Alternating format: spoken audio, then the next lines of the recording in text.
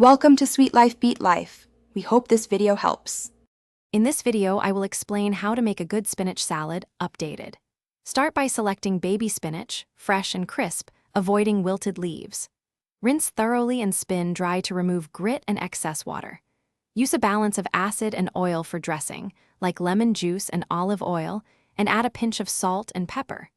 Toss gently to coat leaves without bruising, then serve immediately to preserve texture and flavor. Choose a mix of textures and flavors to keep each bite interesting. Add crunchy elements like toasted nuts, seeds, or sliced radish for contrast. Include fruit for sweetness, such as apple slices or dried cranberries, and balance with tangy cheese like feta or goat cheese. For a heartier salad, add a protein such as grilled chicken, salmon, or chickpeas.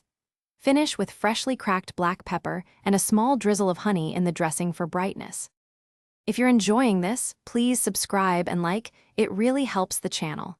Quick recommendation: Dollar Banknote, a book that can truly change how you think about money, The Simple Path to Wealth, is worth a peek and pairs humorously with budgeting for groceries. I put the link and other deals in the description so you can check them out.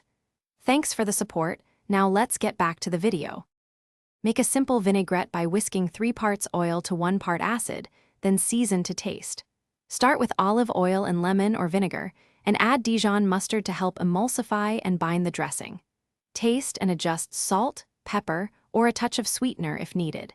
Keep dressing separate until serving to avoid soggy greens, and toss just before plating.